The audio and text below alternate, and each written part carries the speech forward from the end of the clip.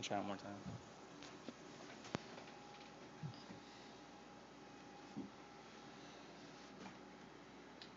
Thank you everybody for your time. This is Jerome Dunn from Mr. Alator's Speech Class ASU BB Term 4, Spring Term. We're giving our demonstration speech today, and I'm going to demonstrate how to cut and recycle glass bottles.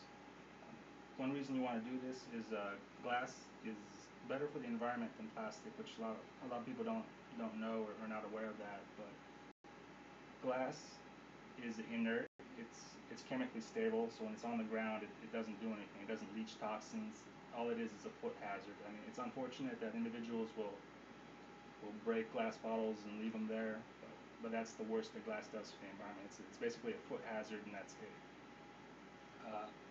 Plastic bottles and styrofoam, on the other hand, are toxic.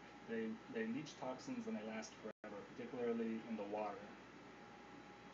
We can watch if anybody wants, they can watch the Synthetic Sea video on YouTube, and it will go into that problem. Basically, plastic lasts forever in the ocean. It leaches toxins, and fish mistake it for food. And as we're at the top of the food chain, you know, those poisoned fish just end up in our supermarkets, so that's a problem there. By contrast, glass doesn't really cause any problems besides being a foot hazard. So that's why it would be important and ideal in the future if glass took over as the disposable beverage market. Ideally, nothing's disposable though, and that's why we're going to talk about recycling and repurposing the glass here. We have a couple techniques I'm going to show you to modify glass containers. With this is just the score and shock method. We use a Jubilee clip to guide our score line, and we score it with a glass cutter. And glass is sensitive to hot and cold, so we're going to score it, and we're going to use hot and cold shock to break the bottle right on our score line. And that's how we do it here. Another method is the string method, where a string is just soaked in alcohol and tied around a bottle and lit, and that will burn and break the bottle, but it gives you a far worse edge. This method gives you an edge about this quality that you can apply with, you can fix it with some sandpaper. To use this technique, you need Jubilee clips, some WD-40 to lube the glass cutter, and the glass cutter, and some sandpaper to file down your edge. And then hot and cold. I use a candle and just some water for that, because it gives you the best control of where the bottle will break.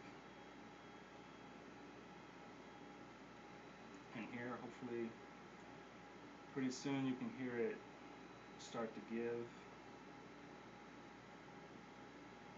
As the glass is sensitive to hot and cold, where you score it is hopefully where the stress is going to run to and give you that break, the best break edge.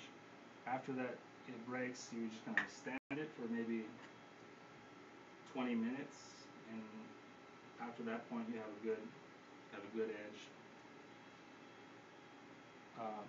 Applications for this would be just repurposing the glass. You can make cups, jars, and vases. You can make a vacuum tube if you know what to do with that.